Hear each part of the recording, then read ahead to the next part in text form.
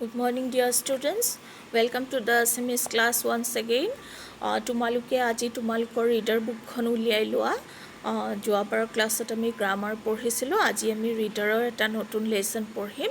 কপিখন ready কৰি লোৱা, দুটামান পেজত মাৰ্জিন ড্ৰ কৰা, আজি ডেটটো দিয়া আৰু যিটো লেচনৰ নাম মই ক'ম সেইটো তোমালোকে মাৰ্জিনৰ ওপৰত লিখি ল'বা। যোৱাবাৰ আমি বিশেষণ পদৰ বিভিন্ন বিভাগ আৰু উদাহৰণসহ গোটেইবোৰ কথা শিকিছিলোঁ। আজিৰ আমাৰ পাঠটো হৈছে এটা কবিতা আৰু সেই কবিতাটোৰ নাম হৈছে মোৰ দেশ আৰু এই কবিতাটো লিখিছে কবি হীৰেণ ভট্টাচাৰ্যদেৱে।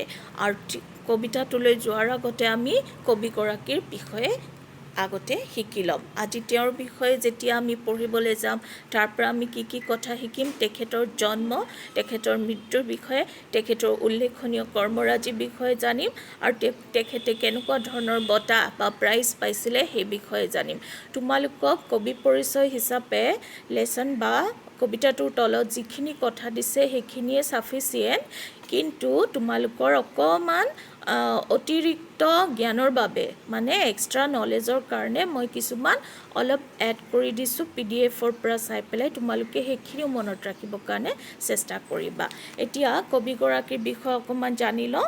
তেখেতৰ জন্ম হৈছিলে 1932 চনত যোৰহাট নগৰত আৰু কেইবাখনো চহৰত তেওঁ স্কুলীয়া শিক্ষা মানে স্কুল লাইফটোত বহুতখিনি জেগা তেওঁ ঘূৰি ইখন সিখন স্কুলত পঢ়িছিলে। গুৱাহাটীৰ ভোলানাথ বৰুৱা মহাবিদ্যালয়ৰ পৰা IAS পাছ কৰে। তাৰপিছত ছপাশালৰ কাম আৰু শিক্ষকতাৰ লগতে, ছপাশাল মানে প্ৰেছ, তেওঁ প্ৰেছতো কাম কৰিছিল আৰু টিচিং জবতো তেখেত আছিলে। তাৰপিছত চিত্ৰবন প্ৰেছৰ গৰাকীও তেখেত আছিল। তেখেতে সুগন্ধি পখিলাৰ কবি হিচাপে জনাজাত আছিলে। তেওঁৰ কবিতা পুথিবিলাকৰ কেইখনমানৰ নাম হৈছে ৰৌদ্ৰ কামনা, তোমাৰ বাঁহী, সুগন্ধি পখিলা, বিভিন্ন দিনৰ কবিতা, মোৰ প্ৰিয় বৰ্ণমালা ইত্যাদি। শইচৰ পথাৰ মানুহ কবিতা পুথিৰ বাবে তেওঁ সাহিত্য অকাডেমি বঁটা লাভ কৰিছিল। এতিয়া তোমালোকৰ লেখক পৰিচয়, কবি পৰিচয় নিদিয়া এটা সাধাৰণ কথা মই কৈ দিছোঁ।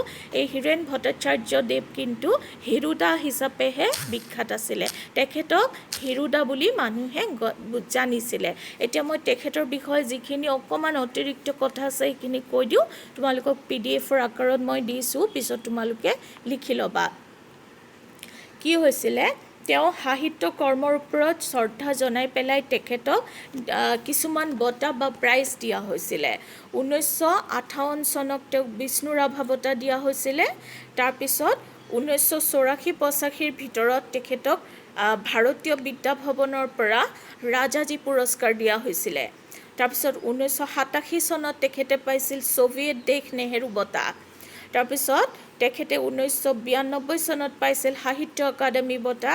তাৰপিছত 2000 চনত তেখেতে মেগৰ শিক্ষা ন্যাসে দিয়া অসম উপত্যকা সাহিত্য বঁটা লাভ কৰিছিল। আৰু এইগৰাকী মহান কবিৰ মৃত্যু হৈছিলে 2012 চনৰ 2 জুলাইত। আৰু এতিয়া গোটেই কথাখিনিৰ পৰা আমি কি শিকিলোঁ, এই কবিতাটোৰ কবিজনাৰ পৰিচয় আমি তেওঁৰ বিষয়ে গম পালোঁ, তেওঁৰ জন্ম, তেওঁৰ কৰ্ম, তেওঁৰ স্বীকৃতি, তেওঁৰ মৃত্যু, তেওঁ পোৱা বঁটা, এইবিলাকৰ বিষয়ে আমি গম পালোঁ। এতিয়া তোমালোকক কিন্তু মই অকণমান কবিতাটোৱে পঢ়ি পেলাই আজি সামৰণিটো মাৰিম। ইয়াৰ পিছৰ ক্লাছটোত মই কবিতাৰ মূল ভাৱৰ লগতে প্ৰশ্ন উত্তৰৰ ফাললৈ যাম। কবিতাটো তোমালোকে উলিয়াই লোৱা আৰু মনোযোগ দি পেলাই চাই যাবা।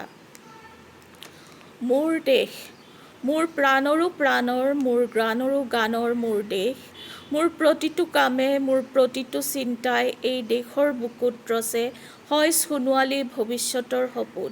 মোৰ জীৱনৰ আহে আহে, মোৰ যৌৱনৰ কোহে কোহে সেই সপোনৰ কলৰোল। দেশে দেশে দেশ আছে, এনে বহু দেশৰ অৰঙে দৰঙে মই ঘূৰিছোঁ, বহু বন্ধুৰ সতে হাতে হাত ধৰি ফুৰিছোঁ। কেতিয়াবা সাগৰ পাৰত, কেতিয়াবা খেজুৰ তলত, নতুবা পাহাৰতলিত খন্তেক জিৰাইছোঁ। বন্ধুৰ সতে প্ৰাণ খুলি প্ৰাণৰ কথা পাতিছোঁ, তাৰপিছত আকৌ আৰম্ভ কৰিছোঁ নতুন যাত্ৰা। এনে বহু যাত্ৰাৰ শেষ মোৰ দেশ, যাৰ বুকুৰুমে মোক দিছে ভাল পোৱাৰ আনন্দ, যৌৱনৰ প্ৰাচুৰ্য, জীৱনৰ নতুন অৰ্থ। এই দেশৰ প্ৰতিটো পুৱাই মোলৈ লুকাই আনে ঐশ্বৰ্যৰ বিপুল সম্ভাৰ। প্ৰতিটো সন্ধিয়াই বৈ আনে স্নিগ্ধ ফুলৰ সুবাস। প্ৰতিটো ঋতুৱে মোক দি যায় জীৱনৰ আশীৰ্বাদ। মোৰ দেশৰ বাবে মই জীয়াই আছোঁ। এই দেশৰ বাবে মই জীয়াই থাকিবলৈ মৰণপণ কৰিছোঁ।